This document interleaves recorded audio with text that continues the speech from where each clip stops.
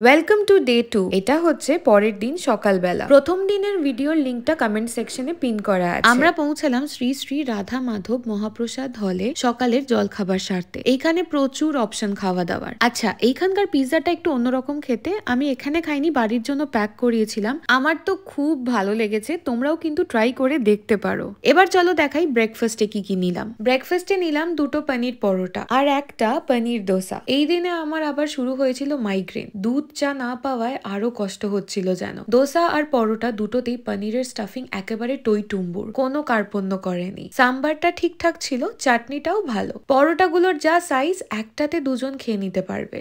পনিরের কোয়ালিটি দারুণ। পনির পরোটার সাথে দিয়েছিল আচার, টক দই আর কয়েক টুকরো শসা। সবশেষে একটা রসগোল্লা নেওয়া হয়েছিল, যেটা দুর্ধর্ষ ছিল খেতে। যে কোনো দুধের আইটেম আর ঘি দুটোই ইসকনে ভীষণ ভালো পেয়েছি আমরা। খাওয়া দাওয়া করে চান সেরে এবার আমরা মন্দিরগুলোয় গেলাম। চলো আর একটা ভিডিও শেয়ার করি মন্দিরের ভেতরে। ব্রেকফাস্ট এতটাই ভারী হয়ে গেছিল যে দুপুরের খিদে পেল যখন, তখন সব প্রসাদের কুপন শেষ।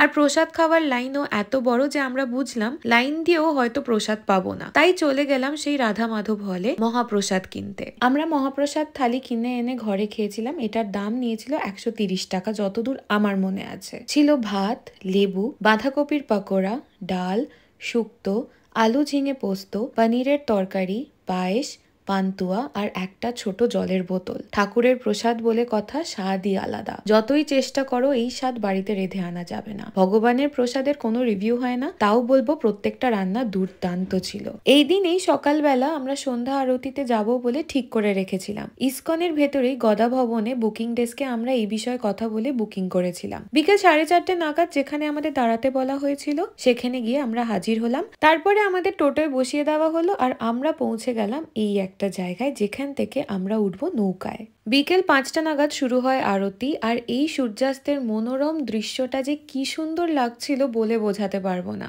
সোনালি আভাটা জলে যখন পড়ছিল আরো ভালো লাগছিল। আরতি শুরু হওয়ার সাথে সাথে আমাদের হাতে ফুলও দেওয়া হলো। আর এই যে এই জায়গাটা দেখছো, এখানে জলঙ্গি আর ভগীরথীর সঙ্গম হয়। আরতির শেষে আমাদের বলা হলো ফুলগুলিকে এই জলেই ফেলে দিতে। আর তারপর আমরা ফেরার পথে রওনা দিলাম।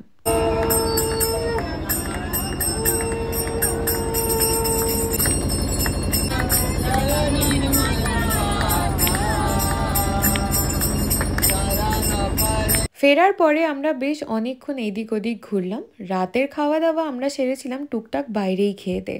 প্রথমেই খেলাম লাল দই। বলছিল লাল দই ঠিকই, কিন্তু আমি আগে লাল দই খেয়েছি। এটা লাল দইয়ের থেকে বেশি মিষ্টি দইয়ের মতো খেতে ছিল। তারপর খেলাম চাউমিন, অনেকটা লঙ্কা দিয়ে একদম ঝাল ঝাল করে। হ্যাঁ জানি সিকোয়েন্সটা একটু গন্ডগোল হয়ে গেছে। আসলে লাল দইটাই খাওয়ার শুধু প্ল্যান ছিল, কিন্তু খাদ্যরসিক মানুষ লোভ সামলাতে পারেনি চাউমিন দেখে। আমি যেমন চাউমিন দেখে লোভ সামলাতে পারিনি, বাবা গরম বেগুনি আর আলুর চপ দেখে লোভ সামলাতে পারেনি। বাবা মা খেলো আলুর চপ আর আমি খেলাম বেগুনি। কলকাতায় যেমন লম্বা বেগুনি হয়, এখানে বেগুনিগুলো গোল, তবে খেতে দারুণ। খাওয়া দাওয়া শেষ করলাম দই ফুচকা দিয়ে, যেটা মোটেও ভালো ছিল না। প্রত্যেকটা ফুচকা যেন কিরম মিয়ে গেছিল। মিষ্টি চাটনিটাও আহামরি কিছু ছিল না। ফুচকাটা খেয়ে মনটাই ভেঙে গেল। মায়াপুরের ফেমাস ভেজ বিরিয়ানির দোকানের কথাটা আমার জানা ছিল না বলে ওখান থেকে খাওয়া আর হয়নি, পরের বার হবে। খাওয়া দাওয়া সেরে ফিরলাম আমরা ইসকনে। তখনও দেখি খুব সুন্দর ঠাকুরের নাম গান হচ্ছে। এত ভালো লাগছিল, বেশ অনেকক্ষণ দাঁড়িয়ে দেখলাম।